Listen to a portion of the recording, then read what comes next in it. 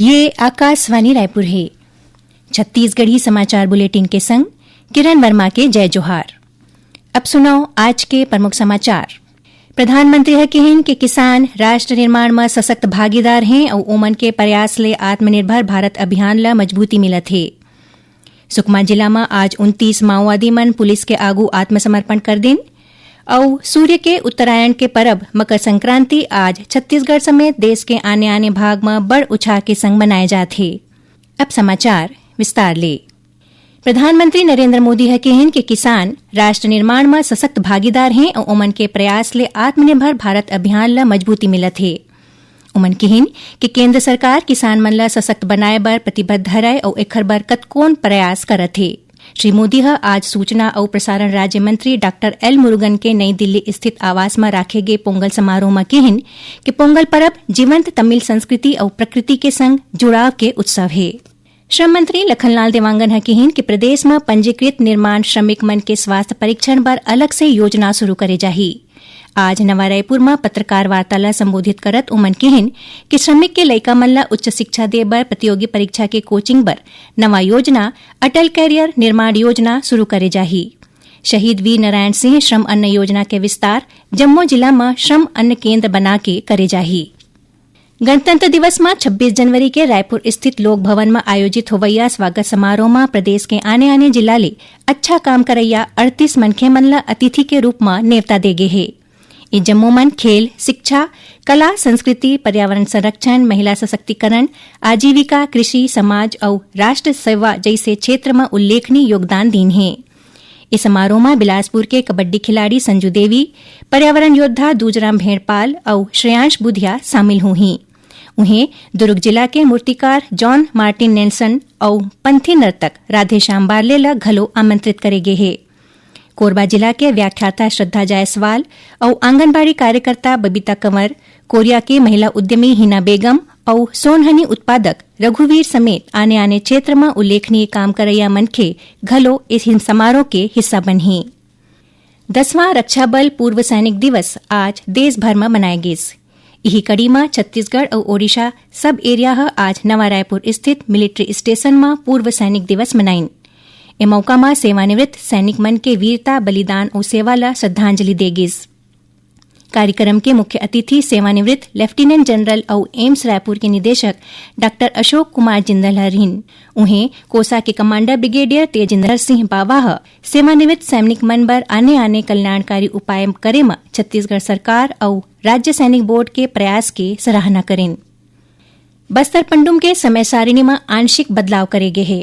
संस्कृति विभाग के सचिव डॉक्टर रोहित यादव बस्तर संभाग के जम्मू जिला बस्तर, दंतेवाड़ा, सुकमा, बीजापुर, कांकेर, कोंडागांव और नारायणपुर के कलेक्टर मन ला पत्र जारी करके नवा तिथि के अनुसार आयोजन सुनिश्चित करे के निर्देश दिन हैं। पहली चरण में जनपद स्तर में 10 ले 20 जनवरी तक ग्राम पंचायत के दल के बीच 12 अलग अलग विधा में प्रतियोगिता राखे जाते। दूसरा चरण में 24 ले 29 जनवरी तक जिला स्तरीय प्रतियोगिता होही। उन्हें अब संभाग स्तरीय प्रतियोगिता के आयोजन 6 ले 8 फरवरी के बीच करे जाही, जेमा जिला स्तर के चयनित कलाकार हिस्सा ली हैं। सुकमा जिला में आज 29 माओवादी मन पुलिस के आगू आत्मसमर्पण कर दिन। एमाले एक माओवादी ऊपर 2 लाख रुपया के इनाम घोषित रहीस। आत्मसमर्पित माओवादी गोगुंडा थाना क्षेत्र में सक्रिय दरभा डिवीजन के सदस्य बताए जाते हैं। जिला के पुलिस अधीक्षक किरण चौहान बताइन कि जम्मू ऊपर आने आने माओवादी घटना में शामिल रहे के आरोप है।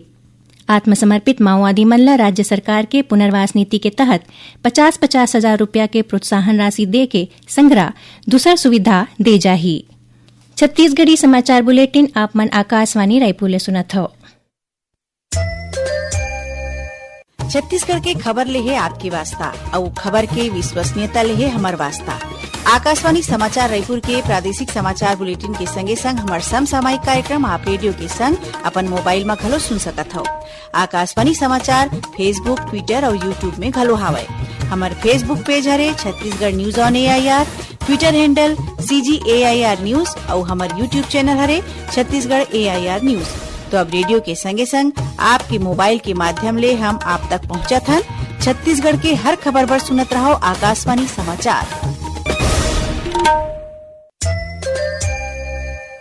अब आगू बढ़बो बाचे समाचार को ती।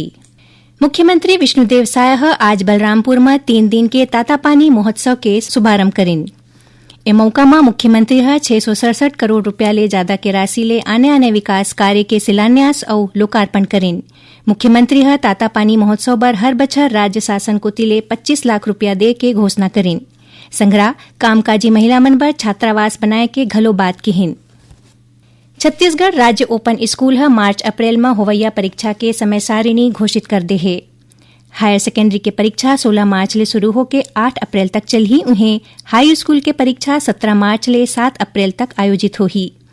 विद्यार्थी परीक्षा संबंधी समय सारिणी के अवलोकन पास के अध्ययन केंद्र ले सकत हैं। यही बीच जिला शिक्षा कार्यालय रायपुर जिला के जम्मू स्कूल में प्री बोर्ड परीक्षा 19 ले 24 जनवरी के बीच रखे के निर्देश दिन हैं।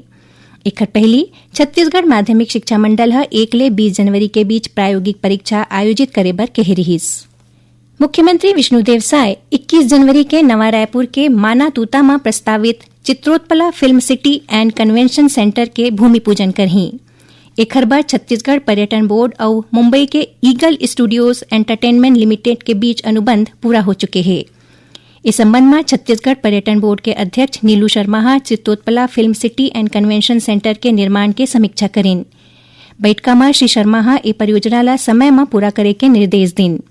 100 एकड़ क्षेत्र में बनैया ए फिल्म सिटी में अत्याधुनिक स्टूडियो, स्थायी सेट्स, स्कूल, अस्पताल, जेल, पुलिस स्टेशन और कृत्रिम नदी पर्वत, कन्वेंशन सेंटर, जनजातीय सांस्कृतिक केंद्र, ई बस सेवा और रिसोर्ट्स, प्री पोस्ट प्रोडक्शन के संग्रह, आवास व्यवस्था, फूड कोर्ट और तालाब उद्यान जैसे सुविधा हुई। मुख्यमंत्री विष्णुदेव साय कहन कि रायपुर ला मेट्रो सिटी के रूप में विकसित करे जाही। ये बात मुख्यमंत्री मंत्रालय में रायपुर शहर और तीर्थखार के क्षेत्र के समग्र विकास ले के आयोजित उच्च स्तरीय बैठका में कहन। उमन कहन कि रेलवे, नगर निगम और लोक निर्माण विभाग बेहतर समन्वय के संग विकास काम में तेजी लावें। सूर्य के उत्तरायण के पर्व मकर संक्रांति आज छत्तीसगढ़ समेत देश के आने भाग में मनाए जाते। मकर संक्रांति के पर्व हेमंत ऋतु के सिराय के और शिशिर ऋतु के आय के प्रतीक है। यही दिन ले दिन के बेरा पाढ़े लगथे। इतिहार देश के आने भाग में अलग अलग नाम ले जाने जाते। तमिलनाडु में एला पोंगल, गुजरात में उत्तरायण, असम में भोगाली बिहू और पश्चिम बंगाल में पौष संस्कृति के रूप में एला मनाए जाते। जांजगीर चांपा जिला में स्थित शिवरी नारायण के त्रिवेणी संगम, महानदी शिवनाथ और जोंक नदी में श्रद्धालु मन आस्था के डुबकी लगाइन और दीपदान करें। श्रद्धालु मन भगवान नर नारायण और जगन्नाथ के दर्शन करें। रायपुर जिला के खरोरा में आयोजित CM trophy all India football championship के खिताब नारायणपुर स्थित रामकृष्ण मिशन के टीम केरल ला हरा के अपन नाव कर ले है। ये प्रतियोगिता में 9 राज्य की 16 टीम हिस्सा लीन। प्रतियोगिता के समापन समारोह में काली मुख्यमंत्री विष्णुदेव साय शामिल हुईन। ए मौका में उमन कहन कि राज्य सरकार खेल के समग्र विकास पर प्रतिबद्ध है। एक तहत खेल अलंकरण समारोह ला फिर शुरू करेगे है। उमन कहन कि खेलो इंडिया योजना के तहत प्रदेश के खेल मैदान मन के निर्माण कराए जाते। कार्यक्रम में मुख्यमंत्री समोदा बैराज निर्माण काम में तेजी लाए, खरोरा में बाईपास रोड और गौरव पथ के निर्माण के घोषणा करें। प्रवर्तन निदेशालय ईडी महादेव सट्टा मामला में सौरभ चंद्राकर, रवि उत्पल समेत दूसर आरोपी मन के 21 करोड़ रुपया ले ज्यादा के संपत्ति अटैच कर ले है। इमा लगभग 1 करोड़ रुपया के चल संपत्ति समेत घर, व्यावसायिक दुकान, कृषि भूमि और भारत और दुबई के लग्जरी अपार्टमेंट जैसे 27 अचल संपत्ति शामिल है। आखिर में प्रमुख समाचार एक घौ फेर। प्रधानमंत्री कहन के किसान राष्ट्र निर्माण में सशक्त भागीदार है और उमन के प्रयास ले आत्मनिर्भर भारत अभियान ला मजबूती मिलत है। सुकमा जिला में आज 29 माओवादी मन पुलिस के आगू आत्मसमर्पण कर दिन और सूर्य के उत्तरायण के पर्व मकर संक्रांति आज छत्तीसगढ़ समेत देश के आने भाग में बड़ उत्साह के संग मनाए जाते। एकरे संग छत्तीसगढ़ी समाचार बुलेटिन इहें सिरावत है। जय जोहार।